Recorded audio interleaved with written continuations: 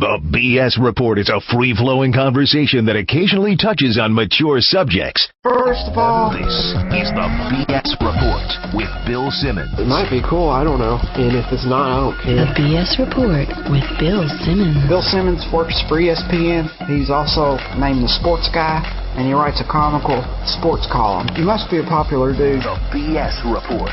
It's got a real dirty sound, like a rusty steak knife cutting through a well-aged steak. Now.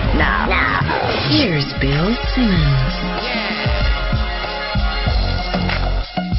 Welcome to the BS Report, a sunny Monday here in Southern California. Not sunny for Red Sox fans. I pressed the panic button, and I just hoped anyone would answer. Unfortunately, from the MLB Network, a former star on the 2004 Red Sox, my favorite baseball team ever, and now on MLB Network, host of Intentional Talk on 5 o'clock every day, and now he's here in the BS Report. Kevin Millar, talk me out of jumping off a cliff right now. Bill, get off the bridge. I will repeat, get off the Tobin Bridge. Everything's going to be okay. I know right now it looks like there are some big holes in that starting pitching staff, but I do think that this team's too good offensively. I think they close games at the back of the bullpen. Pat Bond's had a great year, but they do quickly need to heal that staff. Right. You could see this coming. I did a podcast on Friday, and I called my buddy who's a Yankee fan, Jacko. And, you just look at these 7 games with the Rays that were coming up. Lester was the only above-average starting pitcher the Red Sox had in any of those 7 games. So it wasn't like this came out of nowhere.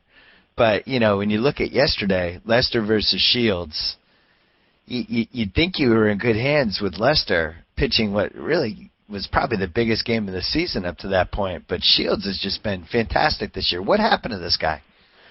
Well, you know what? Shields has been a horse for this club. Now, he has done something. I mean, we know he's had a great changeup, and he almost used it too much. But he developed a cutter slider. I love his makeup that he has on the mound. One thing about James Shields is he doesn't fear anything, and he gives you everything he has. And I think this year he has put it all together and has had one of those career years. I mean, everybody has a career year, and everybody has a career low year. And I think this is the career year that Shields is having, but he has been remarkable. But I do want to touch a little bit on Lester. And it's funny, you looked at the matchup yesterday. John Lester, Shields, okay, great. Red Sox, Rays, big game. You don't want to get swept. And I saw Lester pitch against the Yankees when we were there doing the show last week. And he had about 35 pitches, I think, or 37 pitches in that first inning. And I looked at Chris Rose, and I said, you know what? He throws 95, 97 miles an hour. I don't know why he doesn't establish that fastball immediately in the first inning and pound the zone until the team starts hitting it, whoever you're playing. Then we'll make the adjustment. But it's almost like Lester shows you his kitchen sink the first 2-3 hitters. And I looked at him, I said, you don't need to do that as a starting pitcher. You throw that hard and that high velocity, locate a fastball, you can get in and out of that inning in 6 to 8 pitches and see how they're swinging the bats. Did you have any experience playing on a team like this that had such, basically in September, just had the table flip on them, and now, even Ortiz said yesterday after the game, it is a little bit of panic time here. Have you been on a team like this that just had the rug pulled out from under them? No, not that way. I've been on the other side thinking man, we just got to keep battling because anything can happen. We spun our wheels like in mud in 2004. I think we were 40 and 44 till the Nomar trade. Right. So I've been on that other side. I've never seen it like this because on paper, this team's the best team in baseball, right? Before starting the season, you're looking at Beckett and Lester and all the boys healthy with Buckholz. And now you're looking at a team, hey, we're trying to patch in Eric Bedard. We're trying to patch in Mr. Miller. We're trying to patch in a Wakefield. And it's, Buckholz, I think, will be back, but you just don't know how effective. Lester's Lester. I think he's going to be fine. And Beckett's ankle injury, you're like, how bad is it? I don't know if it's a tendon or if it's just a sprained ankle, but the way that John Lackey and stuff, it just hasn't been stabilized all year long, and I think they've been searching. Do you think the Red Sox made a mistake showing that much faith in Lackey this entire season when really he just could not put together more than 1 or 2 decent starts in a row? Yeah, Bill, it's interesting because I do love Lackey's mindset. I love his makeup, but you know what he doesn't have anymore, and it's just a fact. He doesn't have the 95-mile-an-hour fastball anymore. So now he's pitching between 88 and 91, and his breaking stuff is, 82 to 85. If you're throwing the cutter, he'll mix in his curveball. So now he's trying to fool you. See, when a pitcher, when Lackey used to throw with the Angels, and I faced Lackey a bunch of times, I always said this guy is a bona fide ace. He's a big boy. He's got a big base. He throws hard. He throws strikes, and he commands all his pitches. The problem now is Lackey doesn't have that velocity like he did. Now, will he heal up? Maybe it's because he's still healing up for a year and a half, and it takes you a couple years to pitcher from the surgery. But that's been Lackey's problem. But I do like his makeup. I don't think he can't win in the playoffs because I wouldn't bet against John. As miserable as this year's been, he's had a 6 ERA or 6.5 ERA all year. But it has been frustrating if you're a Red Sox fan. Yes. I can vouch for that firsthand. It doesn't seem like he has an out pitch anymore. Can you succeed as a Major League Baseball starting pitcher if you don't have a go-to out pitch? Well, that's the thing. He can't put anybody away, because you could sit back. It was like Mike Mussina, to give you an example. When Mike Mussina, the last few years of his career, and we would face him, Mike used to throw with the Orioles. He was 95, 96 with that knuckle curveball. But with the Yankees the last couple of years, you could sit on an 85-mile-an-hour pitch. I'm not saying fastball, slider, or anything. You could sit in that speed, you understand, as a hitter, and then be able to react to most of those pitches. Because there's no velocity. You could sit 0-2. You can have an 0-2 count. Here you are, Bill. You're 0-2 to Mike Mussina. You're sitting on an 85-mile-an-hour speed. You can react to his 88-mile-an-hour fastball and foul it off. I think that's what Lackey's ran into. It's hard for him to put away hitters because he doesn't have the velocity, unless he freezes you totally an inside pitch on a 90-mile-an-hour fastball, because Jamie Moyer could do that to you, sitting on changeups. But I just think that's his problem. I think everything's in that 7-mile-an-hour difference. You went to a Red Sox game, one of the home games. I think it was like a week and a half ago. I can't remember, but I saw you in the prime seats. You had those seats right next to the dugout. What game was that? That was the Lester game. That was the Yankee game that we were speaking about. Right. And you were talking to Euclid at one point. How much of a feel? You were on the team, I guess 7 years ago. You played with Euclid a little bit. You played with Ortiz, obviously. Can you get a sense at all, just from being an outsider, but a guy who was once in the clubhouse, on what the personality is of that team? Yeah, I mean, it's definitely not the same club that we had. I mean, and I think they've had to guard against that. After we won in 2004, it's kind of like every team was like, well, what kind of personality? This isn't like those crazy guys. This isn't Cowboy Upper. And that's okay. The 2007 team, won it with being clean-cut and normal guys. You don't have to be wild and wacko. That's the unique part of, each year. But this team needs to get healthy. I mean, at that time, Euclid was just coming off the DL, hadn't played yet. He's had some hip problems. He's had a few, minor injuries here and there. You sign Adrian Gonzalez, and one of the nicest young men you're going to ever meet, and one of the sweetest swings in the big leagues, period. But that moves Euclid to third. So, does it raise the back of your hair a little bit or neck if you're Euclid? Probably behind the scenes. So now you got to switch positions and go to a position probably where your arm strength's not, now it's average. Where at first base, he was an above average, period, first baseman. But does it cause a little more injuries and it's a little harder on your body? Yeah. And then you look at the right field situation, J.D. Drew. He's just been through whatever. As far as the media-wise, is he soft? Is he, he swings and he fouls something off, he's going to break something, he's out for a few days. So they've had all these question marks. Do you go out and get a right fielder, then they find kind of lightning in a bottle with Reddick? But I don't know if it's just there yet. It could still get there. I know we only got a few weeks left in the season, but they just need to get healthy, and then you'll kind of see the ball bouncing around a little bit, and everybody kind of fits in.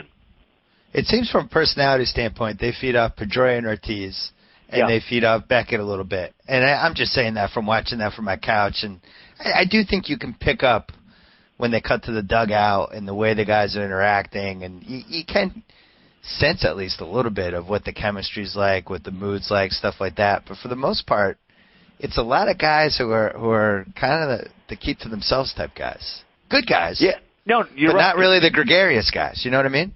Right. They're not going to give you a great sound bite if you're going to be interviewing him by any means. But Pedroia's the guy, in my opinion, that is the energy of this club, period. He plays the game the right way every single day with that swagger, with that attitude that you look for, that confidence. Yeah. And Big Papi's Big Papi. I mean, that smile, and he's still doing it, 30 and 100 every year, but he's, the best DH in baseball. And then, the thing that was unique or was always a question mark was the Carl Crawford signing, and where does he fit in? Okay, yep. It's not that he's not a great player, but you had an Ellsbury before this season, before this MVP type year he's having. You knew you had him, but it was almost like you noticed the first couple days of the year they hit Carl Crawford third against Texas, and then all of a sudden, 2 days later, he was in the seventh hole, and then it was like he's in the eighth hole. Do you hit him third, second, first, fifth? It just never fit. And it still doesn't, because you had Pedroia and you had Ellsbury. Do you hit Ellsbury ninth? You lead off Carl Crawford? Do you lead off Pedroia? So I think that's been a question mark. What is their lineup? And then you hit Big Papi fifth or sixth the first day. This guy had 30 and 100 last year, and you're hitting him sixth. Right. And then it was like no one hits behind him. So it's been kind of a revolving scene. Like, what is their lineup? If you were to start tomorrow, it'd be like, okay, is Jed Lowry hitting behind Big Papi? That's who's going to protect you in the sixth hole? Well, you make a great point. Like, I felt last year for the first time in the entire time, and I wrote this when it happened, Theo Epstein for the first time in 8 years, I thought the big two moves that they made last winter were moves that were direct responses to what was happening in Boston. And, you had the Celtics that looked like they were headed for a title. Everyone was really fired up about the Bruins. The Patriots were playing as well as everybody.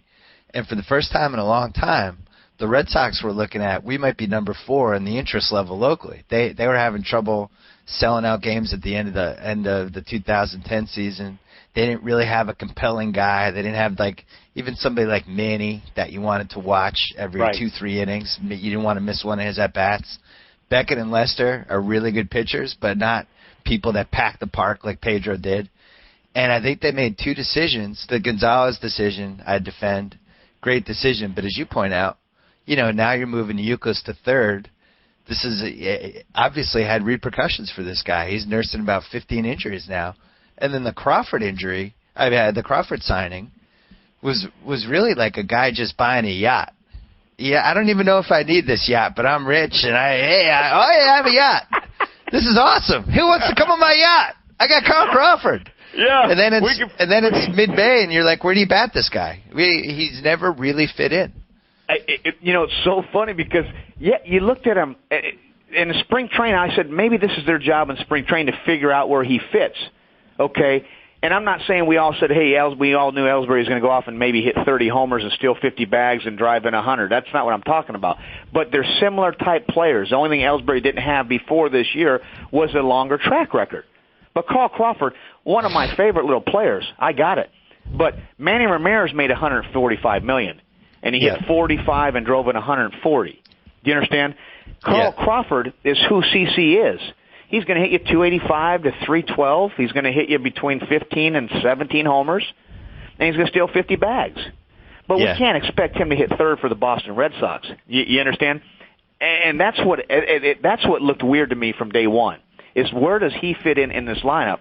Is it 9-hole? Is it the 1-hole? Is it the 2-hole? But what do you do with the other two guys? And it was just like, okay. And I don't think they still have it fixed. And when they signed him, I thought, oh, this is great. Crawford's going to lead off. Ellsbury will bat ninth. We can rehabilitate his confidence, and maybe he'll get his career going again. And, that's a nice little bookend combo. Right. And then and sometime in March, Crawford's like, oh, yeah, by the way, I don't bat leadoff. I don't do that. This like, all right, well, to the Bahamas. So you're going to bat six? So now we have Gonzalez, Ortiz, and Crawford, all lefties in the middle of the lineup. Doesn't totally make a lot of sense. It's just weird. The lineup itself has never totally made sense. I also think, what are you, in the war room every night watching these games, I'm guessing? Yeah. I mean, I try to watch as much as I can, but you always get attached to one or two games. Right. So, you watch these different teams, and the Red Sox, to me, just watching them day in, day out. We have guys and I use we like I'm still on the team. We have these guys that I just feel like teams can pitch to. Like Crawford, any good team knows how to pitch to him. They do, basically get 2 strikes on him, then they throw it higher in the dirt. He's going to swing at it. Gonzalez, I thought the Yankees in that series did a really nice job. They pound him in, and then they go low and outside to try to get him. Do you feel like the Red Sox have too many of these guys that can just be pitched to by good teams? It's so funny you say that. I use it, Bill. Last year, playoff starting, okay, and they wanted me to pick Giants, Phillies per player. And I chose Aubrey Huff over Ryan Howard for that 5-game series. We were going position to position. People are like, oh, you're crazy. Here I am in Jersey. There's 90% Philly fans. They're like, you're nuts. Howard's the best. Blah, blah. Listen, guys, Ryan Howard, in my opinion, great home run hitter, does a lot of damage through a 162-game season. I would have him for game 1 for 162 games, yes, over Aubrey Huff. But to me, Aubrey Huff hits good pitching.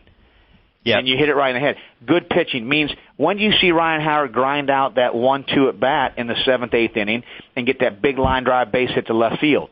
In my opinion, I think there's not a whole lot of guys that hit good pitching. It's not like saying, hey, that's easy to do, but there's certain guys in the lineup that hit good pitching, and Pedroia's one of those. Okay, right. You can throw out whoever you want. He's going to fight you tooth and nail. You might have 11 pitch at bat. He might pop up, but he can hit good pitching. And there are some guys in that lineup, like you said.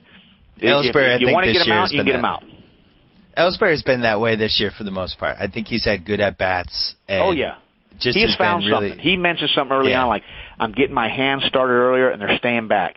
Once you find something, like I said, you have that career year, and everything it seems to go into place. Now, next spring training, he might come to spring training and not know what stance he's using. It's crazy. But this year right now, Ellsbury is showing you what kind of player he is, because it's the combination we don't see, that speed and power. Yeah. And when ironically, you have that, it's like, wow. I don't have the stats in front of me. I'm just judging this based off of what I've watched the last few weeks, which is always dangerous because there's somebody can always throw a stat like, no, actually, this is the way. Right. But Scutaro has had some of the best at-bats on this Red Sox team, which isn't a good sign because that's somebody that, they're basically trying to figure out how to get rid of for the first 4 months of this season. And now it's somebody that you actually want to come up. But back to the point of people hit differently against good pitching, good and bad. I think not to butter you up, although why not? You're the guest.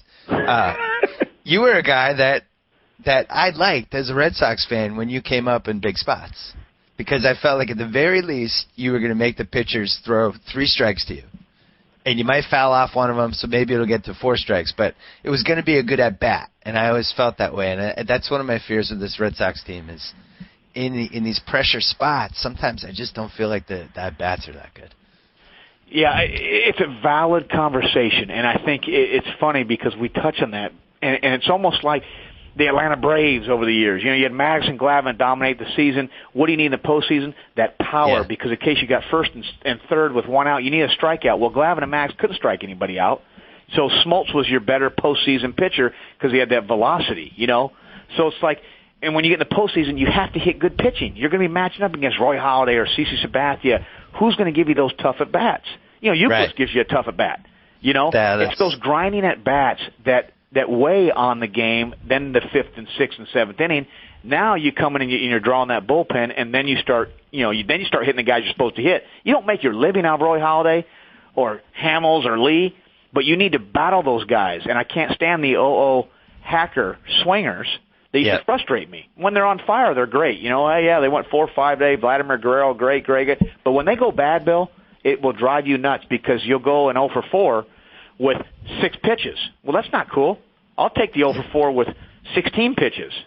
Yeah. Well, and Euclid, that's been the underrated injury to me because he hasn't been right for a couple months, and he, obviously missed time, came back. But when he was in the lineup, he was that one extra guy that strung the at-bats out to 6, 7, 8 pitches, whatever. And Gonzalez will do that too, and Pedro will do that. And all of a sudden those guys add up, and the pitcher just in his head is going, oh, crap, this is going to be a 25-pitch inning. And they kind of lost that identity. Even Drew, who, he's J.D. Drew, the most frustrated Red Sox player that I've watched the last 10 years. But the one thing he was good at was taking pitches and working at bats. And I think the lineup that they envisioned before the season with all these guys was a lineup that was just going to wear starting pitchers out in the 5th and 6th innings like some of those old Yankee teams. And, that's kind of gone out the window too. I'm concerned. I'm not going to lie. I'm really, really concerned, especially because, Toronto's coming in. That team's found an identity a little bit offensively. Yes. And the two pitchers the Red Sox have are Wakefield and Andrew Miller. That's this is scary. That we just had their meeting, at our production meeting about this. And if you're a Red Sox, this is scary because Toronto can get on fire in Fenway. Obviously, you got Absolutely. Joey Bass over there, Mr. Batista, Lowry. Yeah, Lowry, but they can get on fire over there, and this could be a tough little stretch before the Rays come in for 4 games. Yes. It's almost like they got to take care of business now because it's gonna, your hands are going to be full when the Rays come in because they're developing a swagger now. That's what's scary about that club. You start having them start shaving their heads now and start growing mohawks and believing they can beat you, and they just went off and swept you. Now it gets to the point, like, hey, it's us against the world. We got these guys, and now the Red Sox are like, oh Lord, here we go. We got to win this game. Next, you lose that game, you lose this game, and then one thing goes wrong, and boom. And you know firsthand when that Red Sox crowd gets tight, you can feel it in the stadium. It's nice and tight in there. Everything's compact, and if the fans are tight and nervous, you feel it. You feel it in the air. Yeah, you really feel it because next you got now batting Bill Simmons. Right. Ooh. You don't hear the cheers. Yeah. You don't hear those warm welcomes because Bill is 0 for 3. You guys are down 4-2, and it's just like, you start feeling that It's that energy. Or like Lackey. I think he's pitching Thursday, or I can't remember, but he's pitching that Tampa series. And, what happens if Jennings leads off with a double and, steals third, and then Longoria it's 2-0 in the first inning, that crowd's going to be bummed. Oh, they're not going to be supportive of John Lackey in that situation. No. The noose is short, like I said, and then you start seeing that Tobin Bridge starts backing up with traffic. Yeah. Because that's what you've created, having a struggling year. These fans now aren't going to, forgive you for a second. Now, if he goes out and throws 7 innings, 4-hit ball, and they win 5-1, Lackey's back in the saddle again. He's your number 3 starter. Oh, man. The odds of that are like 12-1, but I'll enjoy that scenario. I got to ask you, as a guy who played in the league forever, you have the Tampa Bay Rays here. They had, and this is something I exchanged a bunch of emails with our baseball writer, Jonah Carey, a couple weeks ago about why they waited so long to bring up Desmond Jennings. And this philosophy of, we can extend now we get an extra year of service time with him in 2017. And it's like, you guys have a good team. Why would it, especially when you think of some of the guys they threw in left field this year, I don't understand why they didn't bring up Jennings right away. And then you saw yesterday they brought up Matt Moore, who was the number 1 pitching prospect in baseball, who, for weeks and weeks it was like he was pulling teeth with these guys to even consider bringing it up. Now they're like, I guess we'll bring him up. It looks like we might win the wild card. Like, if you were on Tampa, would you be pissed off about how they handled this stuff? It drives me nuts. It drives me nuts because this is our year. I'm thinking. I'm on the team. You think Johnny Damon's got 5 more years to give a crap about Desmond Jennings' freaking arbitration numbers or money or free agency or this kid Moore? I need him up now. He's 12-3 with about a 1 ERA in the minor leagues. Right. And we have a chance. We're 3 games out of the loss column. We have a chance. What are we doing? And we're worrying about 2015? That's what drives me crazy. The business side of this game is what ruins this game, in my opinion. The scoreboard, the stats, the game is a wonderful game, Bill. You're playing to beat me, and I'm playing to beat you, and we're going to play as hard as we can. We're going to bunt each other over. We're going to hit and run, get hit by a pitch. But what ruins this game? Stats, selfishness, worrying about the money, the payday, right? That ruins the purity of baseball. And also, it's like, if you're the Rays, how do you not have these guys up? Let's play to win. All right, let's say you were Desmond Jennings. Let's say Kevin Millar is you're thought of on that level when you're age 23. You've done everything. You've been in the minors for a few years. You've been considered a quote-unquote top 20 prospect for a long time. And now it's like you're starting to hit, they don't bring you with the big team in April. All right, that's fine. I'm going to go down the minors. I'm going to stick it to them. You start hitting that month. They have Manny Ramirez gets the steroid thing. Now all of a sudden they have that left field. They pass you over for somebody else. That guy stops doing it. They still don't bring you up. How does that affect you mentally? It pisses you off. I don't know, the mental toughness of Desmond, but it does make you mad as a player. You're sitting down there grinding away, and then you see, this guy and Tom and Steve, and next thing you know, over here, it's like, guys, hello. But you know why they're doing it. The team can never come out and say why they're doing it. That's the problem. Can't say, hey, by the way, we're holding them down because we don't want to pay them in 2014. That never gets said. Right. But that's the fact. You understand why in July. But I don't understand. I'm with you. This is a good club. You're looking at this pitching staff. I mean, they have the best pitching 1 through 5 if you want to get down to it, excluding the Phillies. But right. You're going out there with Davis, who's throwing the ball well, and Shields and Price and Neiman, who, got roughed up, last start. But, I mean, overall, and then Hellickson, yeah. That's my dream rotation in 2011. That might not be there next year. Right. So let's roll. So I'm with you. I don't understand it. And then you have, the big question marks on this team where people like, is Kyle Farnsworth going to be the closer? Well, starting from really the first month, he's been good. Casey Kochman. Who are we throwing in for? Oh, how about Casey Kochman? He's been around the block. Well, no, he's actually hitting. Johnny Damon, is he washed up or not? No, actually, he's not washed up. So it just seems like I don't get it. Like, if I were a Tampa fan and you were telling me, like, especially with Jennings and the way he was hitting those first 2 months, like, I just don't get it. Like, what are you worried about 2017 for? The Yankees have Colon and Freddie Garcia and Phil Hughes and the dead arm, and then you look at the Red Sox, they have to pitch Lackey every 5 days, and they had injuries, and you just never know. Like, look at the Giants last year. Who the hell would have thought they were going to win the World Series? You just don't know. You don't know, and you take it for what this could be your year. You might not have this chance next year. Like you said, you're not going to have Bartolo Colon and Freddie Garcia in the Yankees rotation next year. They might have Cliff Lee and Roy Halladay. You don't know. That's why I'm with you. Play the game to win this year. And what I'm seeing their little nucleus of pitching staff. I mean, that's as good as there is right now in the big leagues, in my opinion. I mean, David Price from the left side, who's better? And Hellickson, I mean, who surprised you more as a rookie? Hellickson was good last year, too. He was somebody that and Matt Moore was in a little bit of a similar situation where they kind of had these guys in the minors just killing it. Mm-hmm. And at some point, you knew they were going to be heard from. I was kind of afraid that they were – I've been looking at the Rays the whole year just because they scare me. Right. They just have enough, like, blue-chip guys that you just kind of look at their team and you go, oh, I hope they don't put it together. Madden scares me. Madden scares me. You know why? Because he gets the most out of his players. Yeah, he certainly does. He's the guy that scares me. If I'm playing against him, you could look at their lineup and go 1 through 9. You can name 3 people. I mean, if Longoria's hurt on the DL, it's hard to name 2, right? Yeah. Because they'll have John Jaso leading off. They'll have this guy hitting 5th and this guy hitting 4th.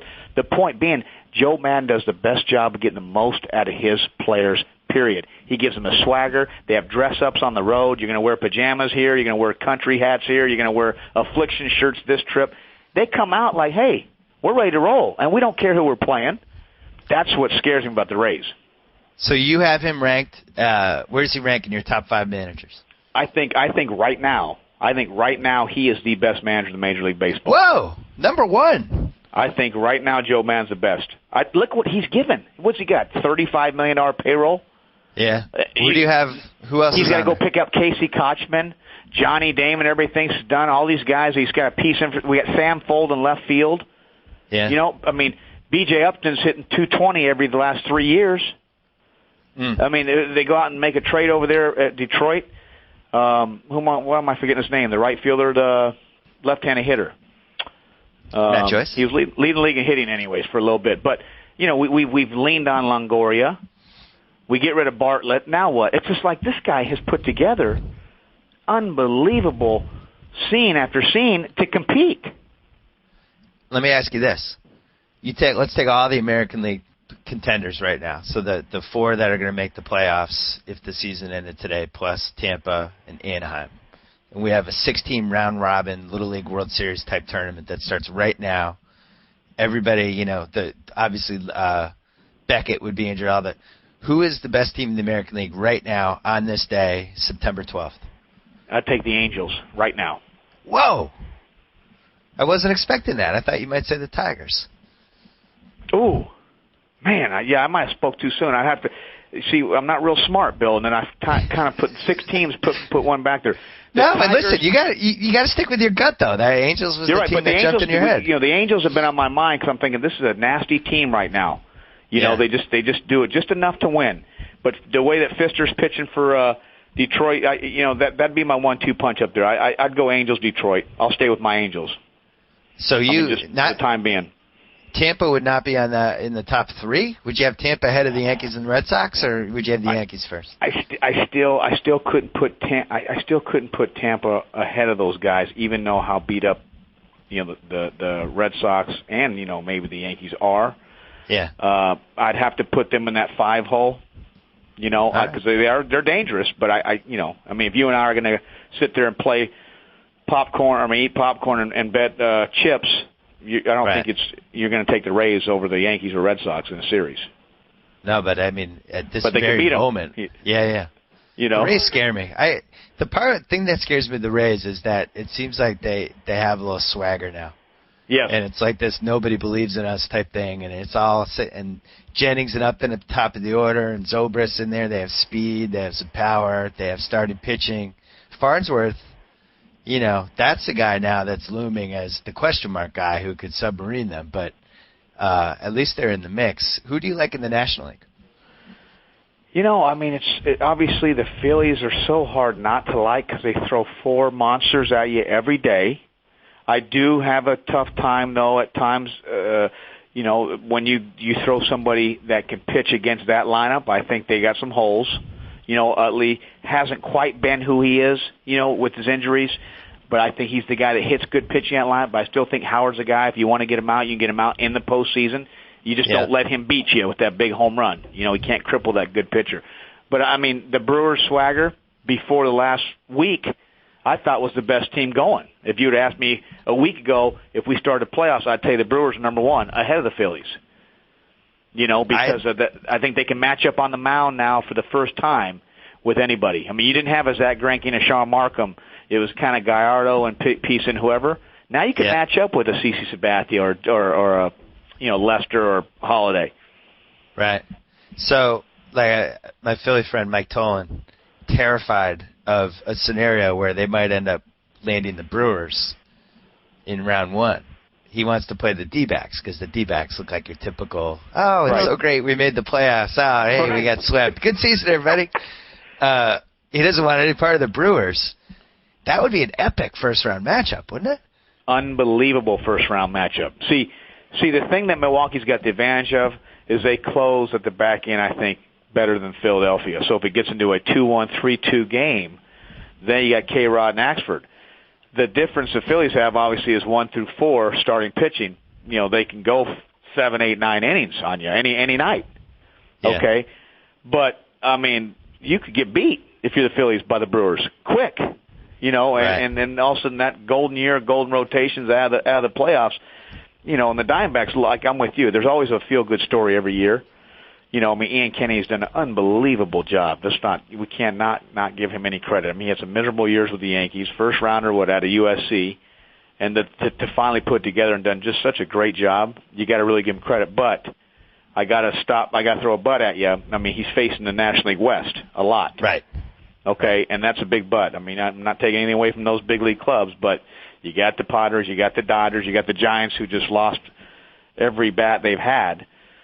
And, he's made a lot of starts against those clubs. So, you go up and match up with the East Coast teams, it's a different story. The Giants had the classic year after we won the title season. Yeah, your 2005 Red Sox fell prey to that a little bit, too. What is that dynamic? It's almost like karmically you used up all the karma the year before, and then it just comes back and bites you. At least we made the playoffs, though, right, Bill? We got swept by the White Sox, but we did make the playoffs. We started Matt Clement, though, game 1, which might have been a rough matchup for us. Yeah, that wasn't good. That wasn't good. Yeah, that was one of the closest sweeps, I think, in baseball history. I think it felt like we were in every one of those games. The Graffinino era, that was the thing that jumped out at me, but. That year, it never felt like Graffinino, nice piece. Well, he was good. He was surprisingly good that year, so I never really blamed him. But that was one of those years where you just knew we didn't have it. You know yeah, what I mean? it You was, can kind of tell. You just tell with the season whether you have it or you don't have it. And you know what it was? You know, and I'm going to be honest with you. I'll be honest with you right now. And it's going to sound, this isn't about me. It isn't about anybody. But we start off a little slow that 05 year, and they booed Bellhorn out of the stadium. Without Bellhorn's 2 or 3 homers that year before, we don't even win the World Series. The home run off Lieber, the opposite field, they call a double, then a homer. And then he homers off Tavares in that game 1 of the World Series. I mean, Bellhorn was unbelievable for us. Yeah. Unbelievable. Walked 100 times to let Manny Ramirez hit. Yep. Gets booed out of the stadium 6 weeks into the year. Okay? Keith Folk, He's too, gone. right? Keith Folk got the crowd turned on Keith Folk, too. Keith Folk, but I'm saying Bellhorn, gone. Okay, all of a sudden it was like, we all kind of got off to this, we rough starts, okay? I mean, it was my first time I felt the boos, and I was like, whoa, this is a little scary, Yeah. Like, hey, man, Cowboy Up, what happened? Yeah. I'm like, okay, I'm not the Cowboy Up guy, or I'm the boo guy. Okay, no problem. They started kind of booing here, booing there, and then they went defense, and then all of a sudden we signed John Olerud, and all of a sudden we got 5 defensive first basemen in and out, and it was just nothing flowed that year. Like it was a little bit different. We let Derek Lowe go. We signed Matt Clement. Not that Matt is not up to his capability, but it was like Derek was a big part of our team. So nothing really flowed. And then we got to the postseason, and it was the White Sox year. I mean, you weren't going to stop them with it. It was their year. Every year there's someone else's year. Your year was the year before. You beat the Yankees 4 straight, and you went off them and swept St. Louis. This year you're going to go ahead and get swept by the White Sox no matter what because it was their year. But you're right, nothing flowed. Yeah, the Giants is definitely an example of that. And I don't know if the Red Sox qualify for this, but, man, this has to be the strangest baseball season I've ever followed. Like, when you think how April started, and then you think of how things got better, and now September, if you just look back at a season, you're like, all right, this team's going to crap the bed in April and September. You'd be like, oh, they're going to be terrible, right? 80 and 82 final? No, actually, they might have a chance to win 98 games. It's just weird. Weirdest season I've ever followed. It is. It's crazy. The parity in baseball is awesome. I think it's great. I think you're starting to see a bunch of different. I mean, who would have said the Diamondbacks are winning the West by 8, 9, 10 games ahead of the Giants? I would have said, you're crazy, Bill. You're crazy. And I'm sitting here I was. Chris Rose throws me on Front Street Friday telling David Price, we had him on the interview, saying that Millar says you guys were too far out of the wild card race because a week ago they were 7.5 out, and I'm listening to Mitch Williams and Harold Reynolds going, the Rays are still in. I'm like, will you guys stop? Will you guys stop this nonsense talk? I mean, there's 18 games left, and they're trying to chase a wild card, the Red Sox or Yankees. What are they going to sweep everybody? And here we are talking the 3 games at the loss column. So, it's crazy.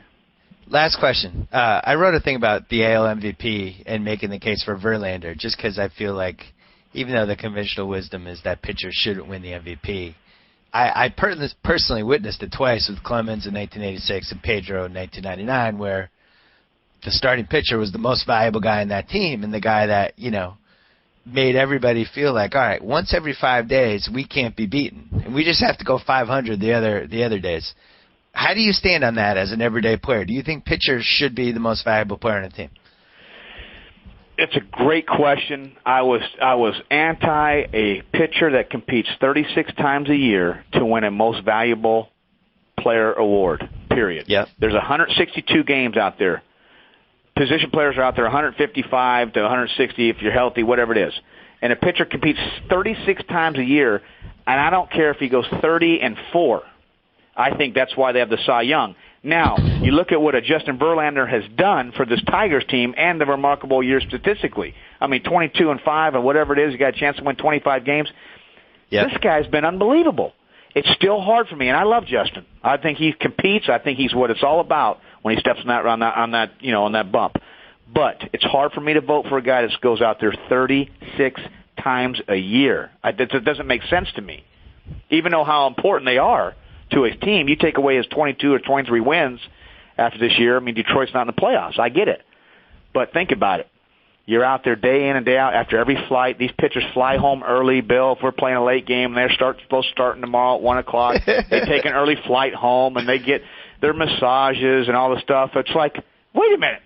We're out here in a 14 extra inning game, rain and sleeting and whatever. We got to take the flight, getting in at 4 in the morning, and guess what? You're in the lineup the next day, bro. You figure it out, and you go grind it out. So that's my defense. But how would you define the word valuable? Because for me, that means if you remove that person from the team and put an average person in their spot, what would be the effect on that team's record? And I think it's clear, like, if you switch Verlander with, I don't know, Wade Davis, the Tigers are under 500. Oh, yeah. They are. And you think of, like, not only is Verlander, it's not just those 36 starts, but it's what he does and how he saves the bullpen and how he eases everybody's mind, how he's stopping losing streaks, how you lose 2 in a row, but that's all right. Justin's pitching tonight. I mean, I would argue that on the 04 Red Sox, I think Schilling was the most valuable player on that team. Yeah, I mean, now you're talking about an intangible word. You know, what's intangibles mean? Like, how do you judge, like Tom Brady? He would go out there, you and I were drafting fantasy football. He's not in our first pick. We're taking Dante Culpepper. We're taking Peyton Manning. But Brady throwing, he's 18 for 24 with 147 yards passing, but, they're 13-1. Right. So it's kind of, I get the intangible part. Like, how do you rate what Justin Verlander's done? Because he did say one cool thing when he was interviewed by Hazel May, and it was interesting. He said, last time I checked, a pitcher was a player. So they have a most valuable player award. He should be basically, available to win that award. And it made sense because he is a player, and that's the most valuable player. But my vote, you're getting a position player.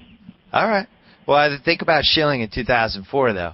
There are a couple games, right? Your bullpen's gassed, and you're like, hey, Kurt, we needed like 115 pitches out of you today. You might totally not have it, but, we need you to get into the 7th. If you give up 4 runs, whatever, you need to throw that one extra inning. Maybe you're gassed, but we don't care. Yeah. And he did that whole year. I don't know.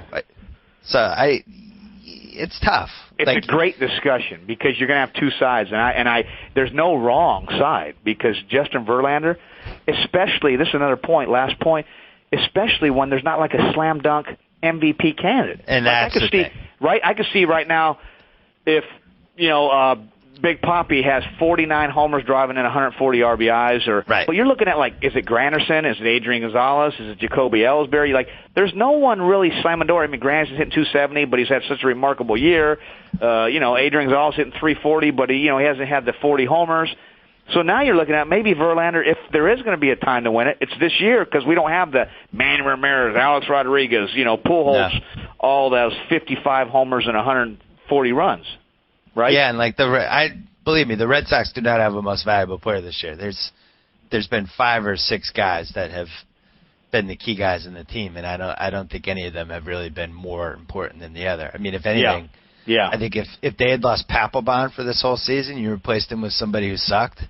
Right. I think that would have had the biggest impact of anything. The Yankees, I think Granderson has a better case than anybody in the Red Sox, but even him, Okay, so let's take away Adrian and Jacoby, for instance. Okay, so Granderson's a candidate. Who's your next couple guys after that? You got to look at Bautista, but then Batista's you're talking about obviously there. Picking a 500 team, best guy in a 500 team guy. I don't know. Yeah, it's crazy. Miggy Cabrera has kind of entered the fray a little bit with how he's hitting, but I don't know. To me, it's between Verlander and probably Bautista. Yeah. But this might be his year if they're going to do it again. If we're going to bring back the Pedro and Clemens scenes. Well, listen, you like to discriminate against pitchers. That's the one thing we learned in this podcast. You feel like they're inferior citizens. Listen, I'm glad we got that out. They took money off of our food off my family's table, so there you have it. They're inferior beings, and so be it. I haven't let CeCe Sabathia live it down. He threw me a 3-2 changeup about 3 years ago, bases loaded. And to this day, I said that was the most baloney pitch you've ever. You throw 98 miles an hour, and here's this little guy up at the plate, bases loaded with 2 outs. You're gonna throw me a freaking changeup? So yes, I don't like pitchers. If you had to do it over again, would you have rather been a hitter or a pitcher? Oh, for sure, a hitter. For sure. I want to play. I'm too hyper. I could sit on the bench. I already drove everybody nuts. But I got to grind it out every day. But I wish I could run a little bit better. So if you were to ask me, would I rather steal bases or hit some homers, I think base stealing looks cool. You know, you get out there and cause havoc, and like, you know, you look at Gardner, the Yankees, or whoever. Yeah. Ellsbury. It's kind of fun to get out there and get dirty. All right. So in your next life, you come back as a base stealer. Kevin Millar, we'll check you on your show at 5 o'clock on MLB Network and all the way through the postseason. Congrats on a successful first full year of TV duty. Keep up the good work. I appreciate it, Bill. Thanks for having me. All right. Let's keep the baseball going from ESPN.com. Our guy who knows more about minor league prospects than anybody in the history of mankind, Keith Law, Matt Moore, has come up for the Tampa Bay Rays, the minor league pitcher of the year. He's a stud. As recently as 2 weeks ago, this seemed absurd that they would have brought him up and that he might have an impact on the pennant race. How good is this guy? Yeah, he's pretty good. I mean, if he's not, he's certainly the best pitching prospect in the minors right now. I hope he makes a start at some point so people can tune in specifically to watch this guy, because the stuff is electric. It's plus fastball. He's got good velocity. He's got a plus breaking ball. The changeup just keeps getting better and better. He's throwing more strikes. I mean, if he gets to the point where he's throwing 200 innings a year, he's going to strike out 230, 240 guys. He struck out 200 guys a year in the minors. He was only throwing like 150 innings. It's good stuff. It's really good stuff. And I think you kind of nailed it, right? Like 2 weeks ago, the Rays were like, we're having a great season, but why push him? We're not headed to the playoffs. Now they're 3 back in the loss column. They're close enough. Yeah. Maybe it's worth rolling him out there. You'd hate to not bring the guy up and get to the end of the season and think, man, would we have pulled this off if we'd just brought Matt Moore up and let him make a spot start or pull a David Price out of the bullpen for a couple of weeks? Where do you stand on, this is something I've been talking about. I argued with Jonah Carey about it on Grantland, about stashing these guys in the minors for service time if you have a decent or better team. Are you a proponent of that philosophy? Like, for instance, Matt Moore could have been up at the All-Star break. I certainly think he was ready, right? Is that a mistake? Right. Or did they make a mistake, or would you have kept him down there? So, in general, I think teams are stupid about this service time stuff, especially the Super 2 arbitration date in June. I mean, they're basically playing games trying to forecast when's the wait, can we bring this guy up on Thursday? No, we might have to wait till Tuesday. You're not that smart. No one's that smart. The date moves every year. The amount of money involved is, for most players, really not all that much. And much of that money comes like 5-6 years down the road versus the short-term gain. And I'm talking if your team's good, not if you're the Twins this year and you're going to lose 100 games. That's not who you're asking about. For the clubs that are in it this year, if you got that guy who could come up a month earlier and maybe help you win 1 extra game, maybe 2 extra games if you're playing somebody who's a stiff in that same role, you call the guy up. The short-term gain is significant, and it's a lot more certain, I think, than the concern that, hey, 6 years from now we might have to pay this guy $2 million more. In the Rays situation, the one thing is their rotation's pretty good. They weren't dying for Matt Moore the way Cleveland earlier in the year, I thought they should have brought Chisenhall up sooner because they really didn't have a regular third baseman. Right. And I think they would have, but Jack Hanahan started hitting for whatever reason. He was once upon a time the worst offensive player in the league and started hitting the ball. He trick-faked them out. All right, so you got the Rays, late April. Desmond, who's one of your top 20 guys heading into the season, he's hitting the ball in AAA. Manny has a steroids thing. They don't bring him up. Does that qualify for you as a scenario where you have to bring him up at that point? I asked them before the season, before any of this, or probably around the time that they signed Manny and Damon, and was just talking I was doing my prospect stuff anyway at the time. It was probably January or so, and I'm asking them, so what's the plan then for Jennings? They said the big thing for us is he's got to show that he can stay healthy for a full season because he's always had the ability, but he's just had problems staying in the lineup. Whether that was the whole reason, half the reason, I mean, I don't know. I'm telling you what they told me. I do think that's a legitimate reason. You don't want to call the guy up only to have him get hurt because then he's not developing, and you're giving him service time and you're paying him a big league salary to sit on your DL for a couple of weeks. So I do get that.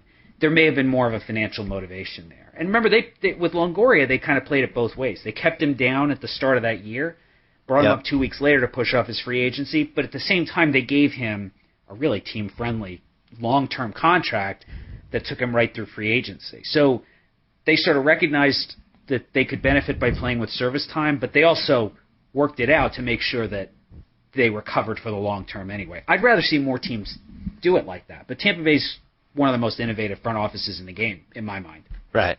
Well, when you say, here's another thing I don't understand about this whole thing. You say, like, well, Tampa didn't need Matt Moore because they have starting pitching. I would flip that around, and I think you could say the same thing about B.J. Upton.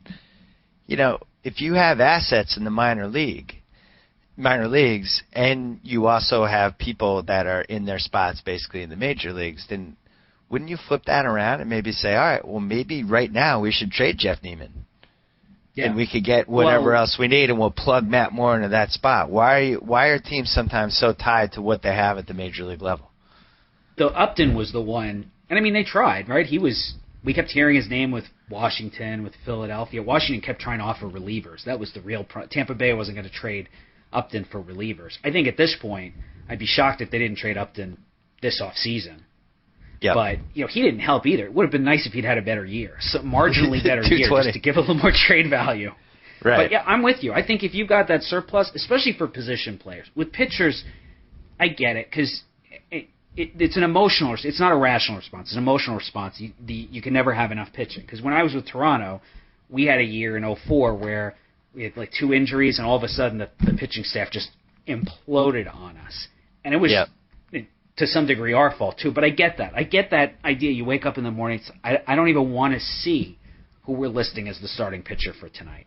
So I get that. It takes some stones to trade major league ready, under control starting pitching. But then again, Tampa's front office has kind of proved time and again that they got stones. Yeah.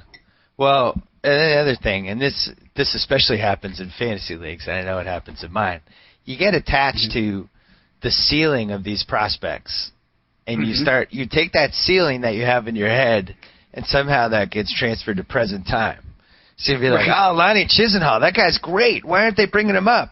And then he comes up, and it's like, yeah, that's because he's a green rookie, and he's hitting 220, and he's learning how to play baseball at the major league level. Like, sometimes you forget that aspect of it. You know what I mean? Oh, well, I mean, think Pedro Alvarez. I mean, Justin Smoke was hurt. And may still be hurt, but still, terrible year. Jason Hayward. These are all high-ceiling guys. I was a little lighter on Alvarez than some others, but it's 35 home run power pretty easily.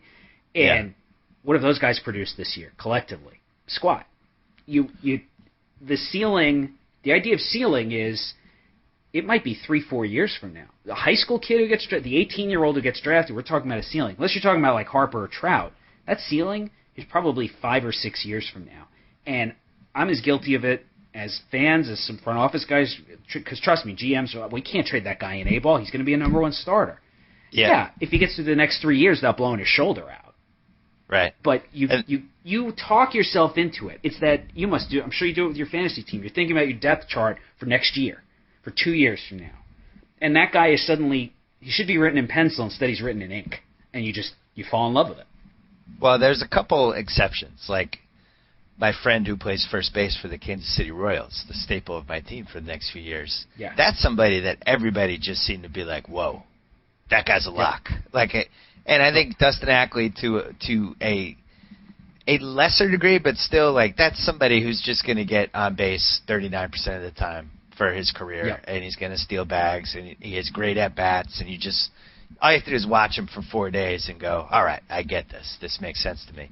I think it's a little more interesting with pitchers. Now, somebody like Matt Moore, who obviously did everything possible that he could do in the minor leagues, let's say they had just brought him up at the end of July.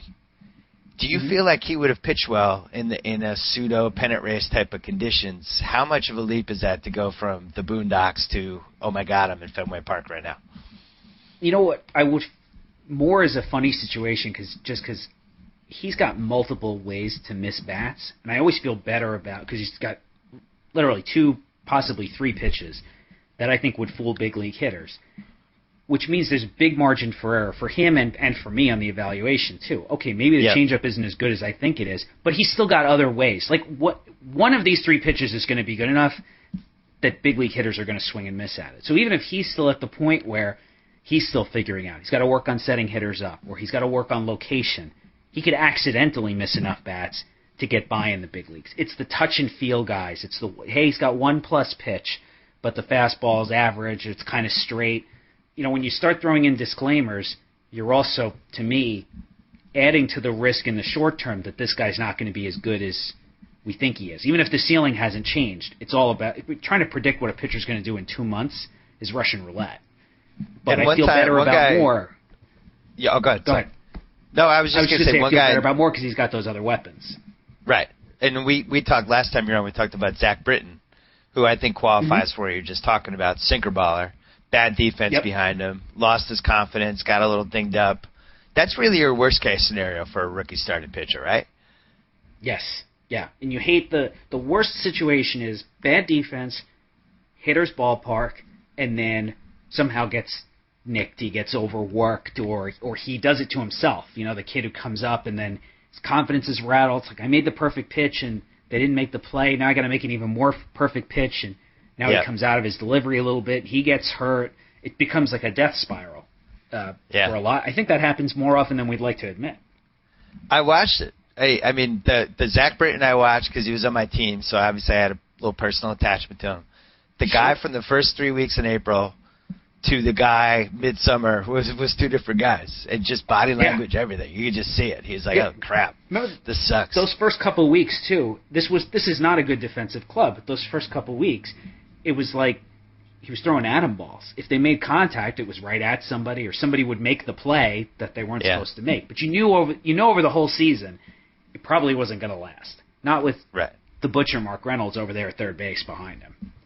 What have been some of the big minor league surprises this year, like for you in terms of prospects that took gigantic leaps? Like for instance, I don't think you ever anticipated Brett Lowry would be this much of an impact guy, right? This fast? No. Yeah. No. And you know what? He and more capable defensively when they came up than I thought they would be. I don't know that Lowry's going to stay at third base because he's young too. I think he's just going to get bigger. But he's been okay. The athleticism has played up enough. And I mean, I would never. You could even when Harper comes up, I'm not going to forecast that the kid's going to go off the way that Lowry's gone off since he got to the big leagues. I'll tell you, you know who came out of nowhere for me was Altuve, who's the only big leaguer who is actually shorter than I am. I mean, I knew who he was, but it's a 5'5.5" second baseman. He's shorter than Pedroia. And Pedroia got killed for size, for height, and he couldn't run, and it's not much of an arm. And Altuve was kind of underrated, and I'm including myself in that because, he's hit in the low minors, but he's tiny. But then you see him, and you're like, the swing really works. He's got a good approach. He's really strong for his size, which turned out to be a big thing for Pedroia, too. It's like, all right, maybe I'm wrong. Maybe Altuve he's going to hit more than enough to be able to be, an above-average second baseman. At a position where teams are looking for any kind of offense. He's a guy who was not on my top 100, not even in the discussion, who now he's a big leaguer for sure, but I think he's got a chance to be a good one. Well, for me, I'm in my early 40s now, and Alzheimer's setting in. I have trouble with pronunciations anyway. It's been a tough year for pronunciation guys because you had the Brett Lowry thing, which I screwed up. Michael Pineda. I still call him Pineda, even though I watched half of his games. Eric Hosmer, the thing you whack with the bat to make the candy fall out, right? Right. Eric Hosmer.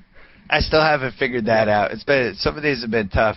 How are you feeling about the Royals? Because that was our big prospect bandwagon team this year, and then Mike Moustakas. I don't know. That one might be a dud. I don't want to cross him off, but I watch his at bats. Right, because he's young. He's young, but you watch his at bats and you go, It makes me feel a little bit like when I started watching Matt Laporta a couple years ago. Like, I don't know if I see this one. What do you think? Moustakas, it's a pretty swing, and he's really strong. He's got defensive troubles, to be kind. He might be the worst. He used to play shortstop, and the Royals basically promised him he could stay at shortstop for a year in the minors. That might be the worst infield practice I've ever seen a professional shortstop take. I mean, the ball's coming to you. You should at least get a glove on it. Right. And he's been better at third, but not great at third. And his plate discipline in the minors was never great. if you threw him a fastball or made a mistake in the zone, he would murder it. And otherwise, especially if it was a left-hander on the mound, he'd kind of struggle. I felt like Moustakas came up because Hosmer's coming up, and we got to get these guys we can't have Hosmer passing Moustakas, and we got to show all of this. I mean, I didn't think Moustakas was ready. And maybe another 2 months in the minors would have made no difference. I don't know for sure, but that one kind of surprised me that he came up. So I'm not that shocked that he struggled, and I share your concerns. If he was up too soon, is he going to make? If he wasn't making the adjustment in Omaha, is he going to make it in Kansas City? I don't know. What about Mike Trout? They've had a tough year for prospects. Trout. Yeah, I agree. I think. Oh my God. Back to the Royals for 1 second. It does seem like. Yeah. I don't know if it's great to get that much hype for your minor league system. I don't think hype is good when you're 20 years old, 21 years old, 22 years old. And as a system, right? You can only disappoint with everything that I said and Baseball America said and Baseball Prospectus said about the Royal system. They could not live up to it. No. And now you got Moustakas. Will Myers got hurt. His knee was hurt. He missed some games early. I don't think he's 100%. John Lamb blew his elbow out, so he's done for the year. Montgomery suddenly walking the park. He's still throwing hard, but the control and command are not there. They had some missteps in the low minors, and I don't know that the Royals did a single thing wrong with any of those guys. It just happens. Right. You don't have that kind of control over the process. But if I'm Dayton Moore, I'm sitting there thinking, this looked a lot better about 7 months ago before the game started. Yeah. Damn this regular season. Give me your top five. Exactly. Give me your top five Mount Gushmore for people like yourself who cover this stuff for a living, scouts, people like that. The 5 under 24 guys that they just universally are gushing about. Yeah, well, Trout, definitely. You know what the funny thing is, because what makes Trout awesome is his approach at the plate. His approach everywhere, too, even in the field. But, like, at the plate, he hits like he's 25. Like, he's been watching big league pitching his whole life. But the thing that you'll get scouts talking about, and I've completely fallen into this, too, is that he's so damn fast out of the box. You don't see right-handed hitters get out of the box that fast. Right-handed hitters never get sub 4 seconds home to first. And they especially don't hit a little soft line drive kind of over the shortstop and end up on second base. And Trout does that. I mean, that's your left-handed Ichiro jailbreak out of the box type of thing. And Trout does it from the right side. It's just it's like magic on the baseball field. So he's number one. Matt Moore Matt Moore, because you just walk away, it's 3 pitches. It's just those 3 unbelievable pitches. And I'm kind of thinking especially about guys still in the minors, too, who are just coming up. Bryce Harper, I'm probably not telling you anything by throwing that name out there, but it's the BP. And, and then the power shows up in games. And I'll tell you one thing about Harper, too, is that people always talk about the behavior and stuff. I mean, I know Bryce. I know his family. I don't think he's a bad kid at all. But the other thing is he's got no fear on the field. I think if Harper came up tomorrow, he would struggle with the better off-speed stuff, and soft away still gives him some trouble. But he wouldn't be terrified. He wouldn't be intimidated by big league pitching. I mean, he's got sort of that on-field maturity. I think that you really want to see. So that's your group. Yeah, that'd be 3. You mentioned it's a lot of guys we talked about. I mean, you've hit a lot of the right names: Laurie, Jennings, Ackley. I mean, Hosmer. I think Hosmer's going to get a lot better. It's been a great year for him. I think he's going to get a lot better from here. There's a lot more power in there, and I think he's going to continue to get better in the field too. When I saw him in high school, I thought he could play right. He could run. I saw him up to 94 off the mound. They just kind of locked him in at first base, but he'll be there for the long term. He'll hit plenty. Can you make me feel better about this nightmare of a Red Sox September? Is there one Red Sox guy in the minors that you're excited about? Just throw me a bone, anybody, please. Yeah. It was just funny because I figured you'd ask, and so I'm looking at their roster. I'm looking at the disabled list. Oh, no. I mean, I still think they'll get there, but, if I was a Red Sox fan, I would be pretty panicky right now. It's like a MASH unit. It's awful. It's not good. Oh. And everything they have in the farm system that I like is like Xander Bogaerts. Yeah. I mean, I think he's going to be a stud, but he's probably 3 years away. And I think they've still had him play some shortstop. And I don't know anybody who thinks he's just going to outgrow it. He's going to be your power hitting third base type. but he's got a chance to be a star. They got a couple of those guys in the system. Brandon Jacobs has had I think that's been a huge year for him. He needed to take the step forward this year, and he has. I like Will Middlebrooks. I think he'll probably be a solid average big leaguer. There's some talent, but it's all far away. There's not all of the talent they had that was close to the big leagues has either not worked out like the Lars Andersons or been traded like Rizzo or Casey Kelly actually hasn't had a very good year. I saw Fuentes, the third guy in the Adrian Gonzalez trade. Yeah. Big thumbs down. That I don't think they're going to miss that one. He was never going to play every day for the Red Sox. He might end up playing every day for someone else, but not for Boston. What's the Ryan Westmoreland update? I am pulling for I'm sure everybody's pulling for the kid. I'm pulling for the kid. I remember I saw him as an amateur. I remember how talented he was. Yeah. But I think if he gets back and plays competitive baseball at any level, that would be the major victory. I'm not counting on it. It's a long time gone. It's a lot. I mean, that's a tough rehab, and I just hope the kid has a completely healthy, normal life, and that the condition can recur. I don't know what his prognosis is with that, but I just hope he gets 60 years and it never comes back. Right. You look at like the Red Sox play Tampa Thursday, Friday, Saturday, Sunday. Is there a possibility that Matt Moore could be used a little bit like how they used David Price in the 2008 ALCS as this seventh, eighth inning weapon, maybe even somebody that comes in the fifth inning and pitches 4 lights-out innings? Is that how you think they'll use him? Yeah, I think so. Unless they need to spot start him at some point, which I think they might have an open date at some point, like next week, where he could be one of a couple candidates to make the start. But if they decide he's not going to make that start, it was the 22nd or 23rd. If he's not going to, then I think that's exactly what they'll do with him. You may not see him on back-to-back days. That might be the one saving grace, just because he's never done it. Right. And so wanting to be careful with the arm, just, all right, you'll throw 2 innings on Thursday, but then you're absolutely off on Friday no matter what. Do you have a candidate to be this year's David Price with any of the potential playoff teams? Somebody that in September and October could just swing the fortunes of a team a little bit? Like a guy who's just come up? Yeah. Yeah. A minor league stud. Anybody? That's a good question. No. Not somebody who's, the aside from the Trouts, the guys we've talked about, or if Tampa should get into the playoffs, the Matt Moores. I mean, I don't think Jacob Turner is going to end up on the Tigers' playoff roster. He has that kind of arm. He has that kind of potential. If they decide to make him the 12th man on the pitching staff as a sort of secret weapon out of the bullpen, he could be that guy. I think Jesus Montero could have a huge impact for the Yankees if he makes the playoff roster. Vizcaino for Atlanta, Arodys Vizcaino, who's a starter he's been a starter in the minors. I think he's a starter long term. They've got him working in relief now to kind of manage his workload, but it's that kind of stuff. I mean, I'd be looking for that electric stuff, plus fastball, plus breaking ball. He could come in and right on right, he could just be devastating.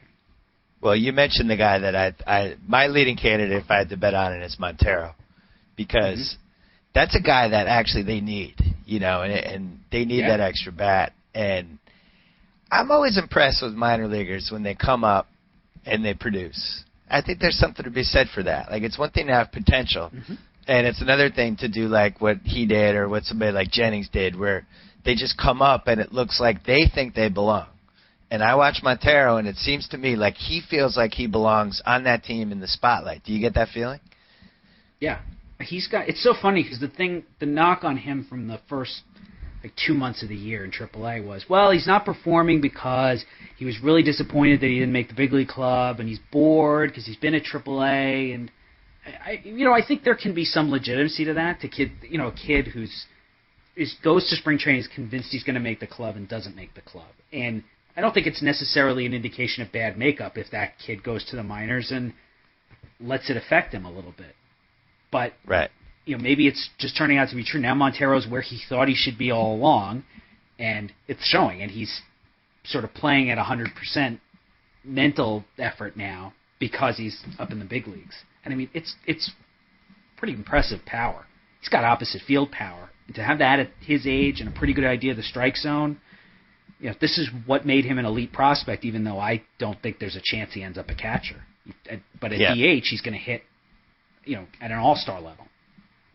So at some point, somebody's going to write the 7,500-word feature on the Cliff Lee, Justin Smoke, Jesus Montero, that whole trade, how that all shook out, and the ramifications on the American League the next 5 years. Because that was pretty big. Yeah. Big fork in the road. Because if you ask the Yankees, they thought that was done.